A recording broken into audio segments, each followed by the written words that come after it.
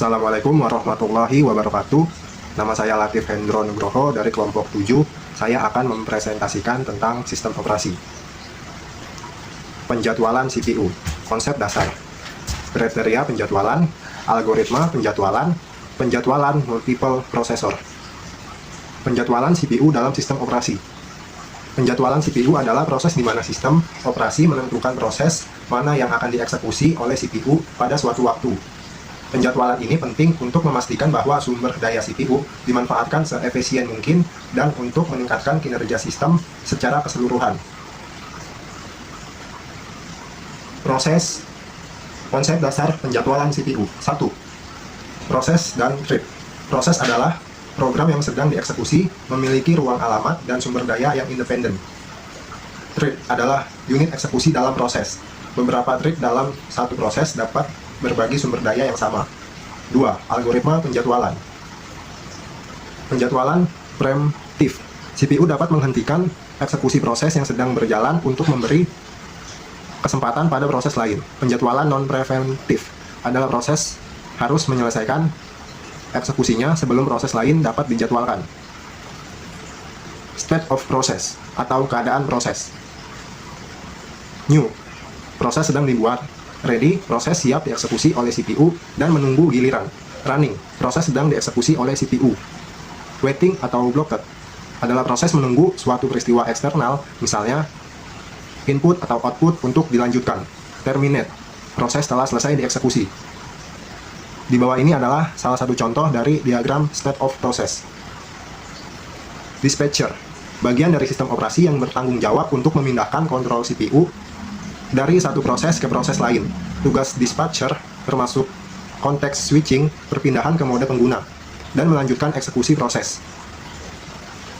Preemptive versus non-preemptive scheduling.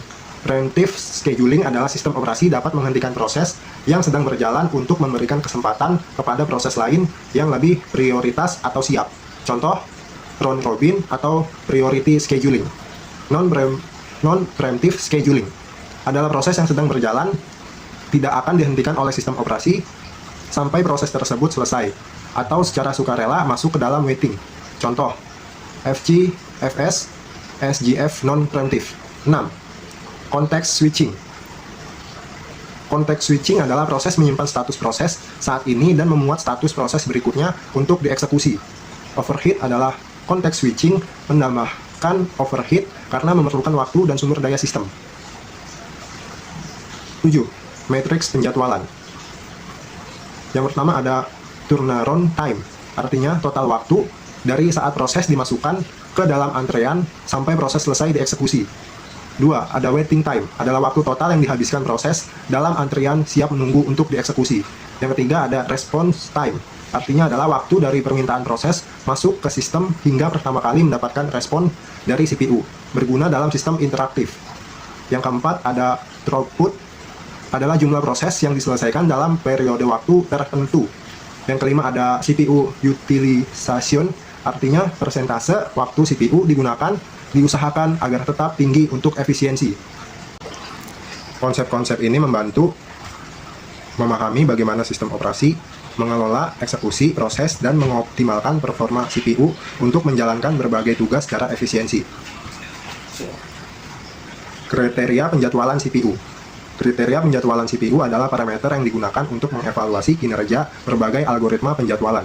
Kriteria ini penting untuk memilih algoritma yang paling sesuai untuk kebutuhan sistem tertentu. Throughput, pengertian, jumlah proses yang diselesaikan oleh sistem dalam satuan waktu. Tujuan, untuk meningkatkan jumlah proses yang selesai dalam waktu tertentu. Optimalisasi, algoritma yang meningkatkan throughput membantu sistem menyelesaikan lebih banyak pekerjaan dalam waktu yang lebih singkat. 2. Waiting time atau waktu tunggu. Waktu total yang dihabiskan oleh proses dalam antrean siap menunggu untuk dieksekusi. Tujuannya untuk mengurangi waktu tunggu dan meningkatkan kinerja sistem dan kepuasan pengguna. Optimalisasi, algoritma seperti shortest job first dirancang untuk meminimalkan waktu tunggu rata-rata. 3. Response time atau waktu respon. Waktu yang dibutuhkan sejak permintaan proses masuk ke sistem hingga pertama kali mendapatkan respons dari CPU. Tujuannya untuk meminimalkan waktu Tujuannya untuk meminimalkan waktu, sangat penting untuk sistem yang interaktif atau real time, di mana pengguna memerlukan tanggapan cepat. Selanjutnya ada optimalisasi, round robin, dan algoritma preemptif lainnya sering dioptimalkan untuk respon time yang rendah. Paturna runtime, waktu penyelesaian. Pengertian total waktu yang dibutuhkan oleh suatu proses dari saat proses dimaksudkan ke antrean siap hingga selesai dieksekusi. Tujuannya yaitu meminimalkan waktu ini untuk meningkatkan efisiensi sistem. Optimalisasi berguna untuk sistem batch di mana waktu penyelesaian yang singkat meningkatkan efisien pemrosesan. 5. Fairness atau disebutnya keadilan. Pengertiannya adalah semua proses harus diperlakukan dengan adil tanpa proses yang mengalami starvation atau kekurangan giliran eksekusi. Tujuannya yaitu memastikan bahwa setiap proses mendapatkan waktu CPU dalam waktu wajar, menghindari kelaparan proses dengan prioritas rendah. Optimalisasi algoritma seperti round robin memberikan waktu CPU secara bergantian untuk menjamin keadilan. Algoritma penjadwalan CPU first come first served atau disingkatnya FCFS. Sifatnya non preemptif. Cara kerjanya yaitu proses dieksekusi dalam urutan kedatangan. Proses yang tiba pertama akan dieksekusi pertama. Kelebihannya yaitu mudah diimplementasikan dan dipahami. Kekurangannya yaitu waktu tunggu yang tinggi untuk proses yang tiba belakangan, menyebabkan convoy effects di mana proses dengan waktu eksekusi panjang menghambat proses lainnya. 2. Short test job first atau disingkat SJF. Sifatnya bisa preemptif atau non preemptif. Cara kerjanya yaitu proses dengan waktu eksekusi terpendek diprioritaskan terlebih dahulu. Kelebihannya yaitu optimal dalam mengurangi waktu tunggu rata-rata. Kekurangannya yaitu sulit untuk memprediksi waktu eksekusi secara akurat dan dapat menyebabkan starvation pada proses dengan waktu eksekusi yang panjang.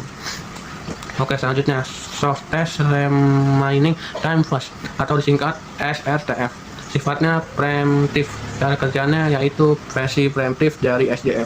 Jika proses baru tiba dengan waktu eksekusi yang lebih pendek daripada sisa waktu proses yang sedang berjalan, proses tersebut akan menggantikan proses yang sedang berjalan. Kelebihannya yaitu lebih efisien dalam waktu tunggu dibandingkan SJF. Kekurangannya yaitu sama seperti SJF, dapat menyebabkan starvation untuk proses dalam waktu eksekusi panjang. Round robin atau disingkat RR. Sifatnya preemptif. Cara kerjanya yaitu setiap proses diberikan jatuh waktu tertentu time quantum. Jika proses tidak selesai dalam jatah waktu tersebut, ia dikembalikan ke antrian dan CPU diberikan ke proses berikutnya. Kelebihannya yaitu cocok untuk sistem time sharing adil untuk semua proses. Kekurangannya yaitu overhead tinggi jika time quantum terlalu kecil, sedangkan dia terlalu besar dapat menyerupai FCFS. Oke, selanjutnya penjadwalan multiple prosesor CPU.